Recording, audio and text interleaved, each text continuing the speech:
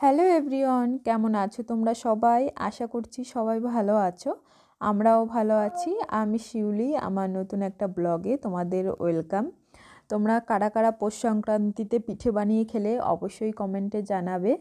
আর ঘুম থেকে উঠে সবার প্রথমে আমার যেই কাজটা থাকে তোমাদের দাদাভাইয়ের ব্রেকফাস্ট বানানো, তার জন্যই চলে এসেছি রান্নাঘরে। আর তোমাদের দাদাভাই খাবে আজওয়াইন চা, সেই চা বানাচ্ছি। আর ব্রেড রয়েছে, ব্রেডগুলো একটু ছেঁকে দেবো। আর কিছুই খাবে না, সকালে সেরকম কিছুই খেতে চায় না, এটাই বানিয়ে দিচ্ছি। আর অফিস থেকে তো আবার টি ব্রেক হবে, তার জন্য আর বললো যে কিছু দরকার নেই। আমি ভেবেছিলাম যে ডিম টোস্ট বানিয়ে দেবো, তা বলছে না থাক। তোমাদের দাদাভাই চলে গেছে, এইদিকে আবার দুধওয়ালা চলে এসছে, দুধ আনতে আসলাম। বাবু এখনও ওঠেনি, বাবু ঘুমাচ্ছে, কারণ এখন তো প্রায় 8:30 নাগাদ বাজে। তার জন্য বাবু তো আরও হয়তো আধা ঘন্টা মতন ঘুমাবে। আমি বলছি তাহলে দুধটা নিয়ে গিয়ে আমি ঝটাপট কিছু না কিছু কাজ করে রাখবো, কারণ ও উঠে গেলে না ওই দিকে ব্যস্ত হয়ে যেতে হয়, তারপর ভীষণ দেরি হয়ে যায়। তো সত্যি কথা বলতে ভীষণ মানে বাড়ির কথা মনে পড়ছে, কারণ পৌষ সংক্রান্তিতে আমার বাপের বাড়ি ওইখানে একদম পাশেই মানে মেলা হয়, ছোটোবেলা থেকে মানে দেখে এসেছি ওইটা।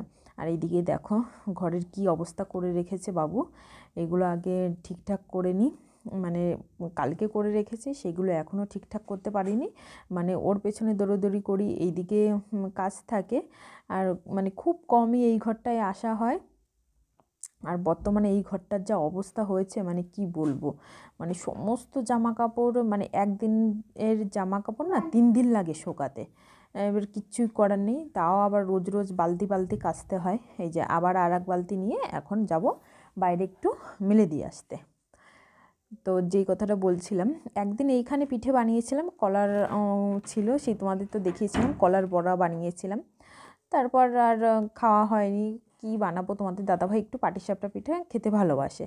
তা আমার বাপের বাড়ি গেলে তো মা আগে, মা বড় মা ওই পিঠা মানে বানায়। এখন যখন যাব তখনই খাবো, এই বছর মিস হয়ে গেল। তা কদিন পরে যখন আমরা বাড়ি যাব তখন গিয়ে পিঠে খাবো।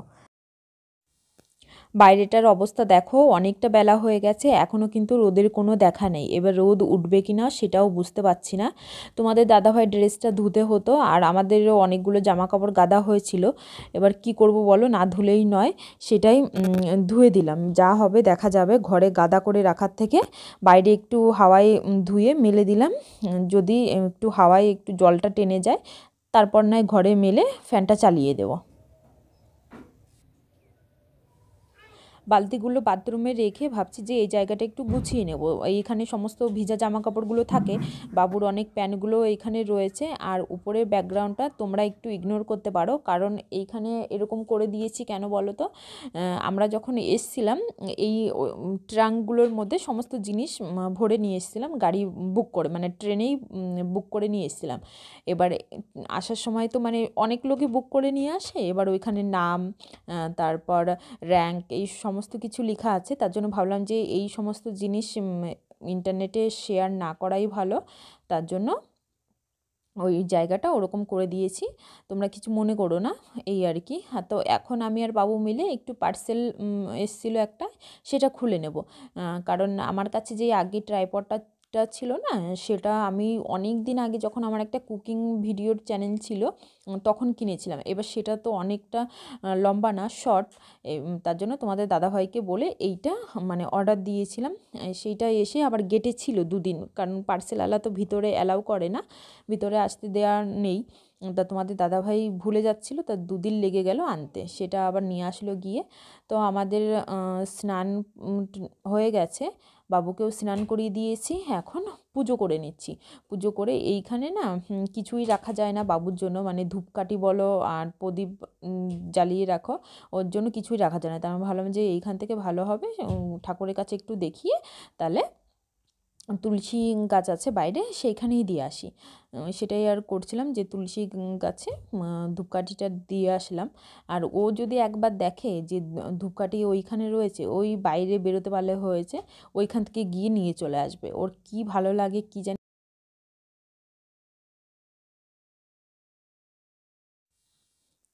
খাওয়া দাওয়া করে এমন ঘুম দিয়েছি, ঘুম থেকে উঠে দেখি সন্ধ্যা লেগে গেছে, পুরো অন্ধকার হয়ে গেছে। তার জন্য ঝটাপট সব ঘরের লাইটগুলো একটু জ্বালিয়ে দিচ্ছি। বাইরেটাও দেখো কতটা অন্ধকার হয়ে গেছে। এখন বাইরে গিয়ে লাইটটা জ্বালিয়ে দেবো, বাইরের লাইটটাও। আবার জ্বালিয়েও বা কী লাভ, একটু পরেই হয়তো লাইট চলে যাবে। কি বলো তো, তোমাদের দাদাভাই যখন দুপুরে আসে তারপরে খুবই কম ভিডিও করিই না। তোমাদের দাদাভাই আসার পরে ও বাবুর সঙ্গে খেলে, আমরা ঘরেই থাকি, তারপর খাওয়া দাওয়া করে রেস্ট করি। ওই জন্য তারপর থেকে আর কোনো ভিডিও করা হয় না। তারপরে আবার বিকালে কি করছি না করছি সেটাই তোমাদের সঙ্গে শেয়ার করি। সমস্ত লাইটগুলো জ্বালিয়ে সোজা চলে এসেছি রান্নাঘরে। এদিকে এসেই চাটা বসিয়ে দিয়েছি, কারণ এতটা ঠান্ডা একটু চা না খেলে ভালো লাগছে না। যেহেতু দুধ রয়েছে ঘরে, তাই একটু চাটা বানিয়ে নিই। এদিকে চাটা আমার হতে থাকুক, আর আমি রাতের জন্য করব আলু আর ফুলকপি ভাজা, কারণ একটু ডাল রয়েছে, ডালের সঙ্গে একটু ভাজা হলে হয়ে যাবে। আর রুটি বানাবো, তো আর কিছুই লাগবে না রাত্রে। আর তোমাদের দাদাভাই যে এলাইচি চা পাতাটা এনেছিল সেটা কিন্তু এখনও শেষ হয়নি, সেটা এখনও আছে। এবার কী বলো তো, দুজন মানুষ তো, আর সেইভাবে তো চাটাও খাওয়া হয় না। তার জন্য তা ভাবছি যে যখন বাড়ি যাব তখন নিয়ে যাব চা পাতা। দুবারই হয়ে যাবে, আমাদের বাড়ি আর আমার বাপের বাড়ি দুটোতেই হয়ে যাবে। আর এই রেশন থেকেও আমাদের চা পাতা দেয়, তো সেটা এখনও আছে, সেটার প্যাকেটটা খোলা হয়নি। আবার তো আরেকটা মাস পড়তে চললো, সেটাও আবার পাবে, তো জমাই থাকবে। আর ডাল তো আমরা দেখো খুব কমই খাওয়া হয়, বাবুর খিচুড়িতে একটু দেওয়া হয়, আর মাঝে মাঝে আমরা ভুল ভবিষ্যতে একটু ডাল খাই, সেই ডালগুলো রয়েছে। আবার এত চাল, তা তোমাদের দাদাভাই বলছে যে যাওয়ার সময় কি করব বলো তো, এইগুলো কে বা খাবে, আর আর কি করব, এগুলো কি করে আমরা বয়ে নিয়ে যাবো। আমি বলছি জামা কাপড় কিছুই নেওয়া লাগবে না, যাওয়ার সময় শুধু বাবুর জামা কাপড় নেব, আর ওই বাড়িও তো আমার জামা কাপড় রয়েছে, আর এই তোমারও রয়েছে, তো জামা কাপড় কিছুই নেওয়া লাগবে না, শুধু আমরা ব্যাগ ভরে এই সব জিনিসই নিয়ে যাবো। আর আসার সময় ওইখান থেকে প্রয়োজনীয় জিনিসগুলো আবার নিয়ে চলে আসবো। তা আমার আলু ফুলকপিও কাটা হয়ে গেছে। এইদিকে আবার চার সঙ্গে দুটো ব্রেড নিয়ে নিলাম ছেঁকে, সেটাই খেয়ে নিচ্ছি। খেয়ে আবার এদিকে আলু ফুলকপি ভাজাটা লাইট থাকতে থাকতে বসিয়ে দিই। তারপর দেখো, এই যে বাবুর জামা কাপড় সব বাথরুমেরগুলো এখানে গাদা করা রয়েছে, সেগুলো আবার বাথরুমের ভিতরে রেখে দিলাম। তো আমাদের খাওয়া দাওয়া হয়ে গেছে, বাসন রয়েছে, আর এইখন না এই রান্নাঘরটা একটু পরিষ্কার করে নেবো। দেখতেই তো পাচ্ছ যে কী অবস্থা হয়ে রয়েছে।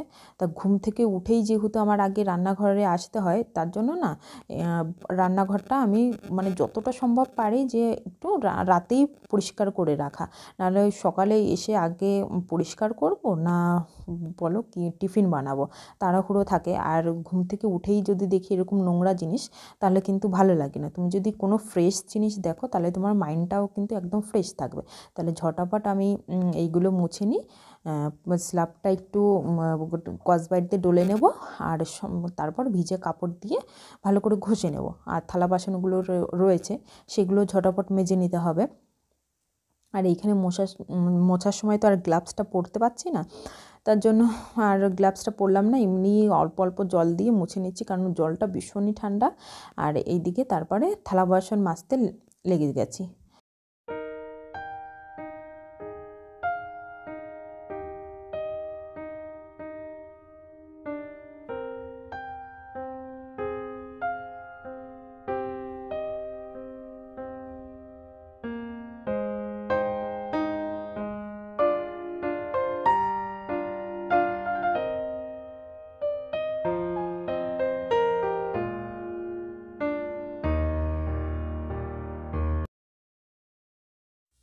সমস্ত থালা বাসনগুলো মেজে নিয়েছি।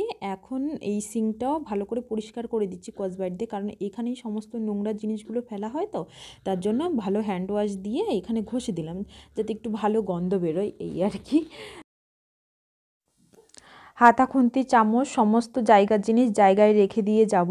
আর তোমাদের তো আগেই বললাম যে আমার পুজোর কোনো জিনিসই ঠিক মতন থাকে না আমার ছেলের জন্য। দেখো পুজোর গ্লাস ধূপদানি সবই রান্নাঘরে রয়েছে, সেইগুলো নিয়ে এখন ঠাকুর ঘরে রেখে দেব। তো আজকের ভিডিওটা এই পর্যন্তই রাখছি। আমার ভিডিওগুলো কেমন লাগছে অবশ্যই কমেন্টে জানাবে।